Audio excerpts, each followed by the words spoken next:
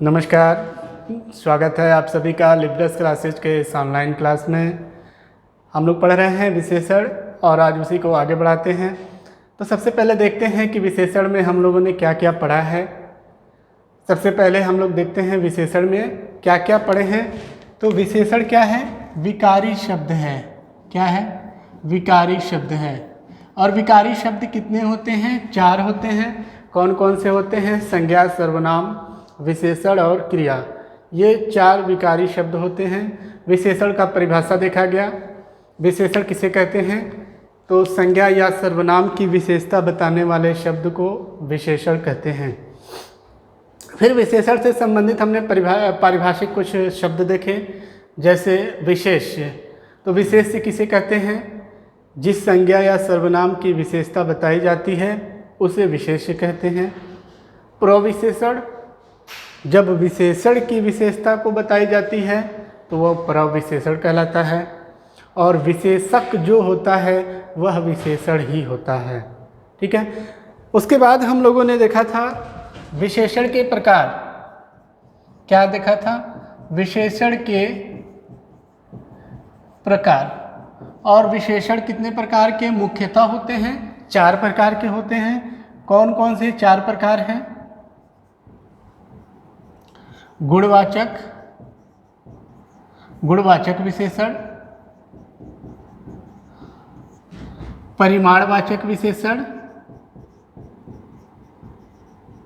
परिमाणवाचक विशेषण, संख्यावाचक विशेषण,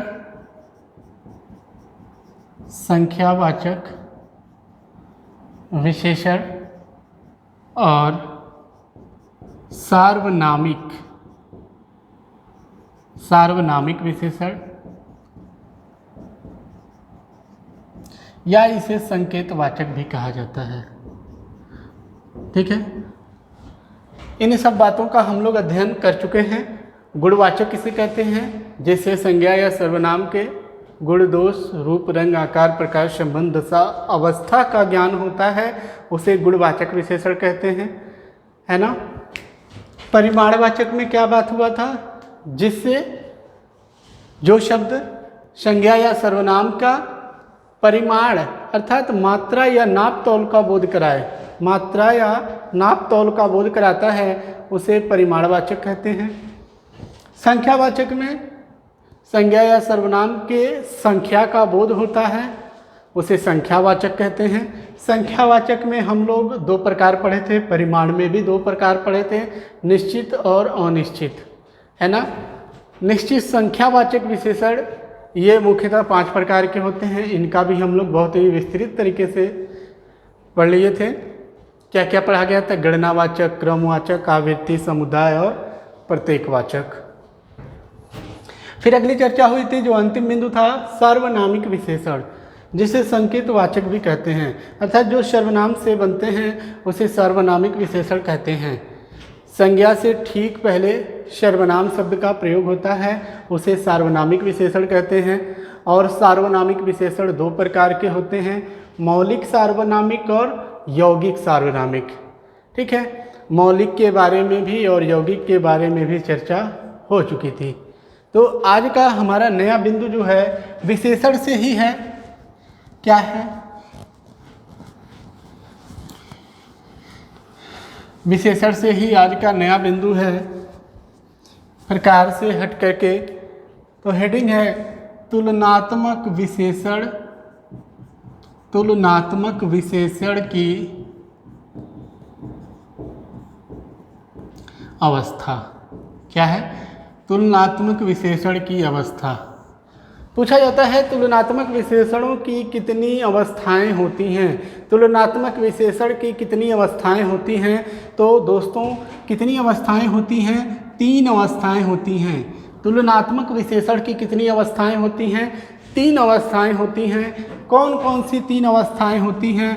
पहला होता है मूल अवस्था, जिसे मूलावस्था कहा जाता है। दूसरा होता है उत्तरावस्था और तीसरा होता है उत्तमावस्था।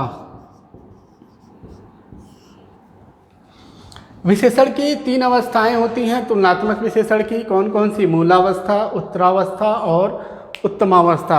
अब बात आती है कि ये मूलावस्था क्या होती है, उत्तरावस्था क्या होती है और उत्तमावस्था क्या होती है। ठीक है, मूलावस्था, उत्तरावस्था और उत्तमावस्था। बात क्या कर रहे हैं? तुलना। अर्थात तुलना जब करते हैं तो 3 अवस्थाओं में बांटा गया है, मूल में, मूला में, उत्तरा में और उत्तमा में। तो मित्रों देखिएगा, मूलावस्था क्या होती है? वह अवस्था जिसमें केवल एक व्यक्ति का गुण दोष की बात की जाती है, जिसमें केवल एक व्यक्ति या वस्तु के गुण दोष की बात की जाती है। अर्थात ये कह सकते हैं किसी से तुलना नहीं की जाती है। जब किसी से तुलना नहीं करते हैं तो वह विशेषण की मूलावस्था कहलाती है। इसमें विशेषण मूल रूप में होता है, अर्थात किसी से तुलना नहीं होता है। जैसे कहा जाए राम होशियार बालक है, राम होशियार बालक है ना। देखिए कहा गया राम जो है कक्षा में है, एक क्लास में है, और उस क्लास में से एक लड़का है राम, उसको कह दिया गया कि राम होशियार बालक है। ऐसा नहीं कहा गया है कि राम ही होशियार बालक है। ऐसा अगर कह देते तो उस क्लास में जितने भी बच्चे थे सबसे ज़्यादा होशियार कौन होता? राम होता। लेकिन कहा गया राम होशियार बालक है, यानी कि किसी से तुलना नहीं किया गया है, किसी से तुलना नहीं किया गया है, किसी एक व्यक्ति के बारे में उसका गुण बताया गया है, उसका दोष बताया गया है। ठीक है, तो ये व्यक्ति का गुण है राम होशियार बालक है ना। किसी से तुलना नहीं करते हैं। विशेषण शब्द मूल अवस्था में होते हैं, केवल एक ही विशेषण होता है जो कि मूल अवस्था में होता है, तब यहाँ पर मूलावस्था होता है। ठीक है, अभी तीनों में अंतर भी बताया जाएगा। अगली अवस्था है उत्तरावस्था। उत्तरावस्था क्या होती है? इसमें संज्ञा या सर्वनाम के किसी दूसरे से तुलना की जाती है। क्या होता है? इसमें दो संज्ञा या सर्वनामों के बीच परस्पर तुलना की जाती है। दो संज्ञा या सर्वनामों के बीच परस्पर तुलना की जाती है, अर्थात कह सकते हैं किन्हीं दो के बीच तुलना की जाती है, तो वह अवस्था उत्तरावस्था होती है। क्या कहा गया? किन्हीं दो के बीच, किन्हीं दो के बीच तुलना की जाती है, किन्हीं दो के बीच तुलना की जाती है, तो इस अवस्था को कहा जाता है उत्तरावस्था। ठीक है, जैसे देखिए इस अवस्था को पहचान का क्या होता है, इसमें कैसे इसको पहचानते हैं? तो इस अवस्था में विशेषण शब्द से पहले क्या कहा गया? विशेषण शब्द से पहले से का प्रयोग होता है। विशेषण शब्द के पहले से का प्रयोग होता है, और या तो विशेषण शब्द के बाद तर जुड़ा होता है। इसका पहचान है, विशेषण शब्द से पहले से लगा होता है या विशेषण शब्द के बाद तर का प्रयोग होता है, साथ में विशेषण के साथ तर का प्रयोग होता है, तो वह अवस्था कहलाती है उत्तरावस्था। लेकिन ऐसे ही समझ में आ जाता है, जब दो लोगों की बीच तुलना होती है तो वह विशेषण की उत्तरावस्था कहलाती है। जैसे देखिए, जैसे कहा गया मोहन सोहन से चालाक है। मोहन सोहन से चालाक है ना। अब यहाँ देखिए चालाक जो शब्द है यह विशेषण शब्द है, और चालाक से पहले किस पद का प्रयोग हुआ है? से का प्रयोग हुआ है। अब देखिए कहा गया क्या? मोहन और सोहन दो अलग अलग व्यक्ति हैं, इन दोनों के बीच तुलना हुआ है, यानी कि दो लोगों के बीच तुलना जब की जाएगी तो वह विशेषण की उत्तरावस्था कहलाती है। मोहन सोहन में तुलना हुआ है, इसका पहचान है विशेषण से पहले से लगा होता है, तो यह विशेषण की कौन सी अवस्था कहलाएगी? उत्तरावस्था कहलाएगी। ठीक है, उत्तमावस्था क्या कहलाती है? उत्तमावस्था उत्तमावस्था, जब किसी एक व्यक्ति या वस्तु का सबसे तुलना कर दिया जाए, जब किसी एक व्यक्ति या वस्तु का सबसे तुलना कर दिया जाए तो वह अवस्था कहलाती है उत्तमावस्था, है ना। उत्तम, सबसे उत्तम, ठीक है। जैसे कहा जाता है कालिदास संस्कृत के सबसे महान नाटककार हैं। कालिदास संस्कृत के सबसे महान नाटककार हैं, है ना। तो कालिदास एक कवि हैं, कालिदास एक कवि हैं और इनकी तुलना बाकी अन्य कवियों से किया जा रहा है, यानी सब कवियों से किया जा रहा है। और उन सब कवियों में कहा गया कि सबसे महान कौन है, कालिदास हैं। अर्थात कहने का तात्पर्य यह है कि जब किसी एक व्यक्ति या वस्तु का सबसे अधिक तुलना कर दे, सबसे अधिक श्रेष्ठ बताया जाए, सबसे अधिक क्या बताया जाए, श्रेष्ठ बताया जाए, तो वह उत्तमावस्था होती है ना। इसका पहचान क्या होता है, इसमें विशेषण शब्द से पहले सबसे लगा होता है। विशेषण शब्द से पहले क्या लगा होता है, सबसे लगा होता है, तो यह विशेषण की उत्तमावस्था होती है। तो इसको एक बार और फिर समझिए, उत्तरावस्था क्या होती है, वह अवस्था जिसमें केवल एक व्यक्ति का गुण या दोष प्रकट करते हैं, तो उस अवस्था को मूलावस्था कहते हैं। जैसे एक व्यक्ति है, राम होशियार है, बालक है। उत्तरावस्था क्या होता है, जब किसी दो व्यक्तियों या वस्तुओं के बीच तुलना प्रकट करते हैं तो वह विशेषण की उत्तरावस्था कहलाती है।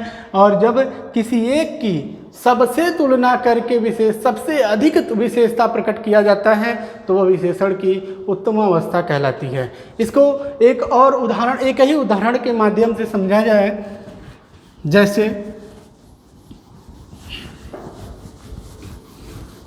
जैसे यदि कहा जाए विराट कोहली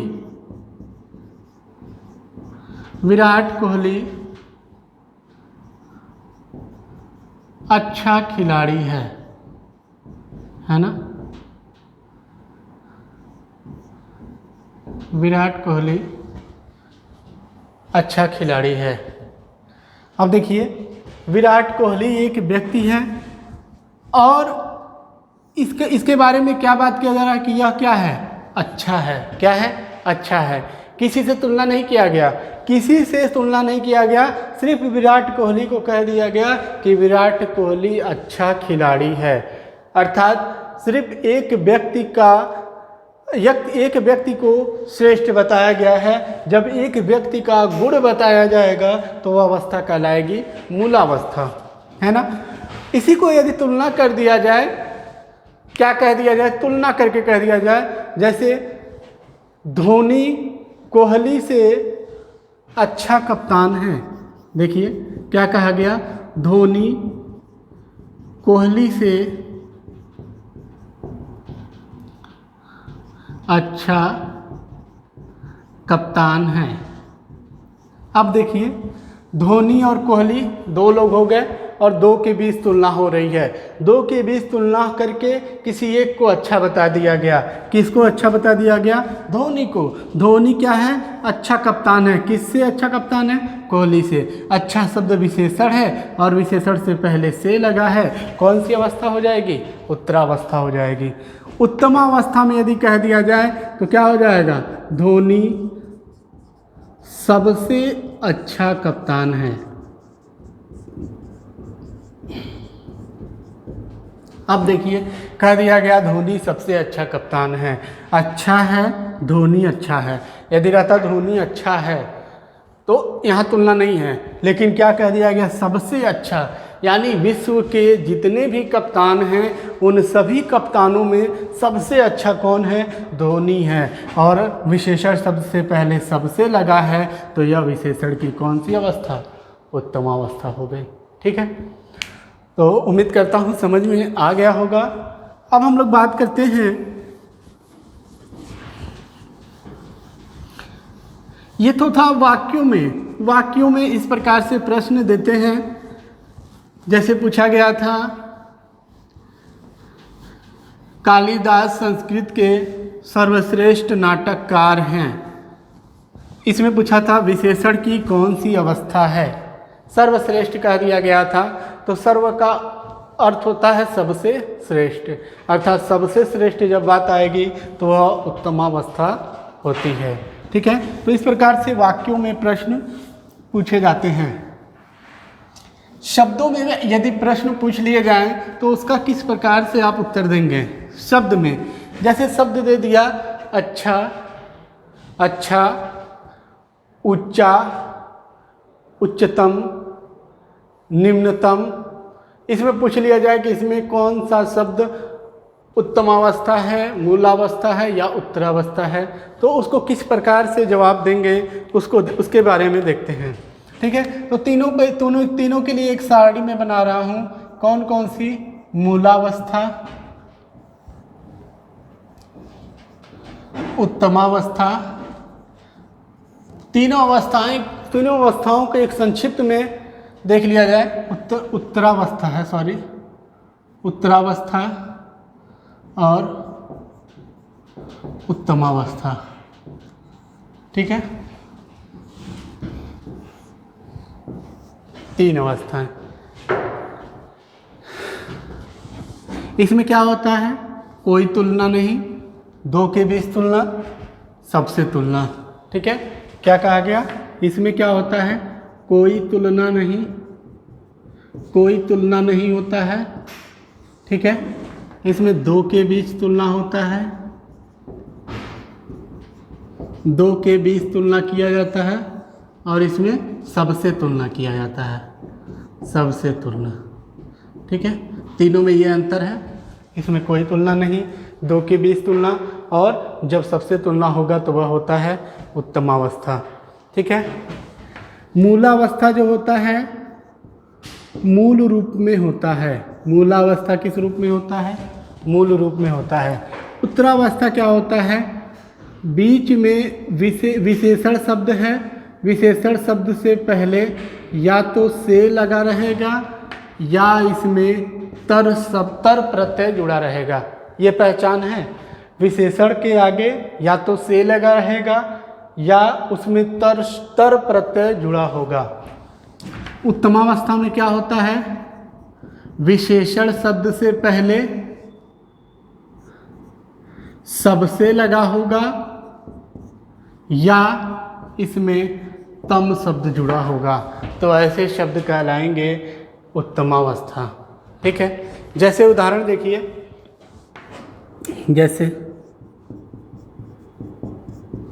जैसे दिया है निम्न, तो निम्न देखिए मूलावस्था में है, मूल है, न इसके आगे से है न कुछ है। ठीक है, यदि शब्द केवल निम्न दिया जाए, पूछा जाए कौन सी अवस्था में है, तो निम्न किस अवस्था में है, मूलावस्था में है। ठीक है, अब यहाँ देखिए निम्न यदि दे दिया जाए तो निम्न ऐसे अगर दे दिया जाए से निम्न, तो यह हो जाएगी उत्तरावस्था। या दे दिया जाए निम्न तर, निम्न में तर प्रत्यय जोड़ दिया जाए तो वह हो जाएगी उत्तरावस्था। ठीक है, इसमें देखिए, इसमें यदि आ जाए सबसे निम्न तो उत्तमावस्था, या दे दिया जाए निम्नतर, निम्न तम लगा दिया जाए तो यह हो जाएगी उत्तमावस्था। ठीक है, फिर देखिए लघु, यहाँ कह दिया जाए लघुतर या कह दिया जाए लघुतम, उत्तमावस्था। ठीक है, कुछ महत्वपूर्ण शब्द जो दोनों में नहीं बदलते हैं, किसी एक में बदलते हैं, जैसे अच्छा शब्द जो है कौन सी अवस्था में है, मूलावस्था में। अब यदि यहाँ तर लगाया जाए तो हो जाएगा क्या, अच्छा तर। कभी शब्द हम लोग नहीं सुने हैं अच्छा तर शब्द नहीं होता है, इसलिए इसमें जब आएगा अच्छा तो से अच्छा हो जाएगा। क्या हो जाएगा, से अच्छा हो जाएगा। और यहाँ जब आएगा तो अच्छातम नहीं होगा, क्या होगा, सबसे अच्छा होगा। क्या होगा, सबसे अच्छा होगा। ये कुछ महत्वपूर्ण शब्द हैं। जैसे अब देखिए एक बहुत ही महत्वपूर्ण शब्द श्रेष्ठ। जैसे कई लोग ये कहते हैं श्रेष्ठ है तो श्रेष्ठ मतलब सबसे अच्छा, उत्तम अवस्था होगा। नहीं, यह जो है संस्कृत में होता है, अगर श्रेष्ठ है मतलब कि सबसे अच्छा। लेकिन एनसीईआरटी की पुस्तक को देखा जाए तो उसमें श्रेष्ठ को जो है मूलावस्था बताया गया है, और श्रेष्ठतर को उत्तरावस्था बताया गया है, और श्रेष्ठतम को उत्तमावस्था बताया गया है। ठीक है, यदि श्रेष्ठ दिया है तो श्रेष्ठ मूलावस्था में है, श्रेष्ठतर उत्तरावस्था में है, और श्रेष्ठतम जो है उत्तमावस्था में है। ठीक है, इसी प्रकार से और शब्द हैं, जैसे प्रिय, तो इसका क्या हो जाएगा प्रियतर, और क्या हो जाएगा प्रियतम। ठीक है, दिया है शब्द जैसे उच्च, तो क्या हो जाएगा उच्चतर और उच्चतम। तो इस प्रकार से शब्दों को हम लोग बना सकते हैं और देख सकते हैं। ठीक है, परिभाषा भी हो गया, बहुत अच्छे से विस्तृत तरीके से जान भी लिए, अंतर भी पहचान कर लेंगे। विशेषण से पहले से आया है तो उत्तरावस्था, विशेषण में तर लगा है तो उत्तरावस्था। ठीक है, विशेषण के पहले सबसे आएगा तो उत्तमावस्था, विशेषण शब्द में तम प्रत्यय लगा है तो उत्तमावस्था, कुछ नहीं लगा है अर्थात विशेषण मूल रूप में है, कोई तुलना नहीं हो रहा है, तो वह विशेषण की मूलावस्था होती है। ठीक है, तो ये थे विशेषण से कुछ संबंधित अंतिम बिंदु। ठीक है, अब यदि एक इम्पॉर्टेंट प्रश्न यहाँ पर उत्तरावस्था को पूछ दिया जाए किस कारक में है, तो यह जो है सदैव अपादान कारक में होता है। सदैव किस कारक में होता है, ये चीज़ें आपको पुस्तक में नहीं मिलेंगी। ठीक है, तो याद रखिएगा, उत्तरावस्था यदि पूछ लिया जाए किस कारक में होता है, तो उत्तरावस्था सदैव किस कारक में होता है, उत्तरावस्था में होता है। ठीक है,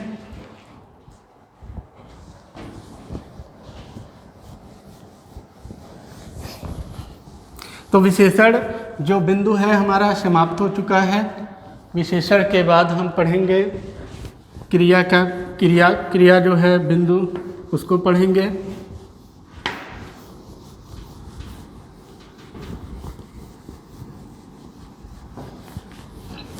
उसको पढ़ने से पहले विशेषण से संबंधित कुछ प्रश्नों को देखा जाए जो परीक्षा में पूछे गए हैं।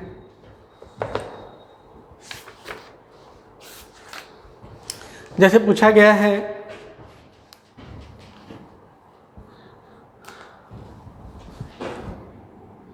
देखिए, पूछा गया है कितने प्रश्न करने हैं, कितने प्रश्न करने हैं। यह जो है क्वेश्चन है कितने प्रश्न करने हैं। इसमें विकल्प दिया है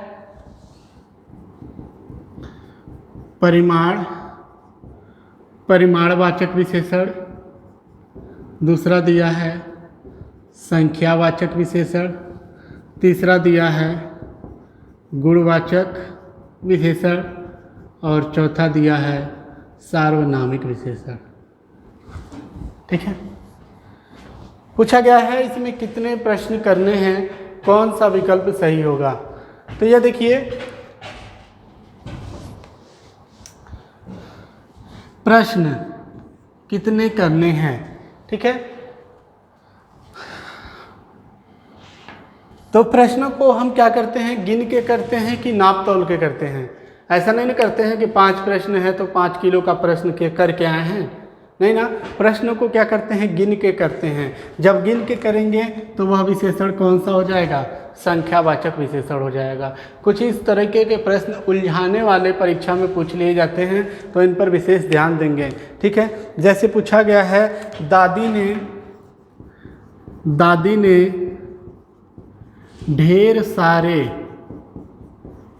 ने ढेर सारे खिलौने खरीदे। अब देखिए, पूछा गया है यह दूसरा प्रश्न, दादी ने ढेर सारे खिलौने खरीदे।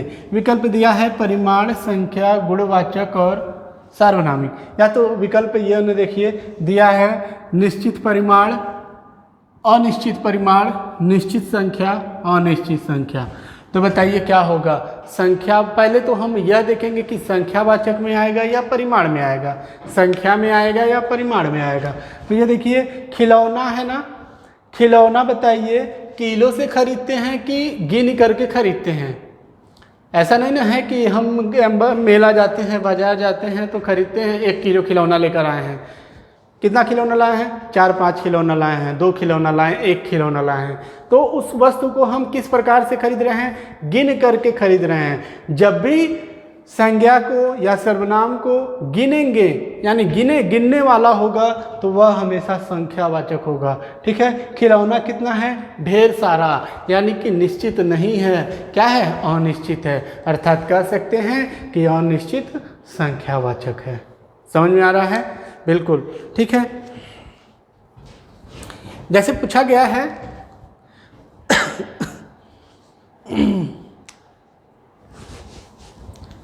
पूछा गया है प्रश्न, गिलास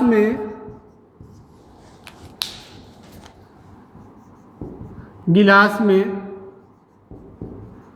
थोड़ा दूध डालो। ठीक है, पूछा गया है, विकल्प दिया गया है निश्चित संख्यावाचक है, अनिश्चित संख्यावाचक है, निश्चित परिमाण है, अनिश्चित परिमाण है। इन्हीं दोनों को पहचानना है विशेषण में, संख्या और परिमाण, क्योंकि इसमें कन्फ्यूज हो जाते हैं विद्यार्थी और प्रश्न को गलत कर देते हैं। ठीक है, तो इस पे बहुत ही विशेष ध्यान देंगे। संख्या और परिमाण में अंतर करना यदि नहीं आ रहा है तो आप बिल्कुल इसको सीखेंगे, बार बार पढ़ेंगे। संख्या बार बार कहा जा रहा है, जिन वस्तुओं या व्यक्तियों को गिना जा सकता है उसे संख्यावाचक में रखेंगे, और जिनको नापा या तौला जाएगा उसे परिमाण में रखेंगे। तो कुछ करना नहीं है, बस आप संज्ञा शब्द को पहचानिए। तो यहाँ संज्ञा शब्द क्या है? दूध है। अब बताइए, दूध को नाप तौल के लेते हैं या गिन कर लेते हैं? 4 दूध लिए हैं, 5 दूध लिए हैं, ऐसा नहीं करते हैं। क्या कहते हैं? 1 लीटर चाहिए, आधा लीटर चाहिए, 2 लीटर चाहिए, 5 लीटर चाहिए। लीटर है, अर्थात तो नाप तौल को ले रहे हैं। तो कितना ले रहे हैं? थोड़ा सा ले रहे हैं। कितना ले रहे हैं? थोड़ा सा ले रहे हैं, अर्थात निश्चित ही नहीं है। अगर आधा लीटर कह देते तो निश्चित हो जाता, 1 लीटर कह देते तो निश्चित हो जाता, लेकिन कितना दूध ले रहे हैं? थोड़ा सा ले रहे हैं। थोड़ा कहने से निश्चित नहीं है। जब निश्चित नहीं है तो यह कौन सा हो जाएगा? अनिश्चित परिमाणवाचक। क्या हो जाएगा? अनिश्चित परिमाणवाचक। इस प्रकार के प्रश्न पूछे जाते हैं। जैसे एक प्रश्न आया है, 25 रुपये दीजिए, 25 रुपये दीजिए। पूछा गया है ये संख्यावाचक में निश्चित है, अनिश्चित है, परिमाण में निश्चित है, अनिश्चित है, अर्थात निश्चित संख्यावाचक है, अनिश्चित संख्यावाचक है, निश्चित परिमाणवाचक है या अनिश्चित परिमाणवाचक है। ठीक है, तो ये देखिए 25 रुपये, रुपये संज्ञा है, कितना रुपये? 25 रुपये। अब बताइए, रुपयों को गिना जाता है या तौला जाता है?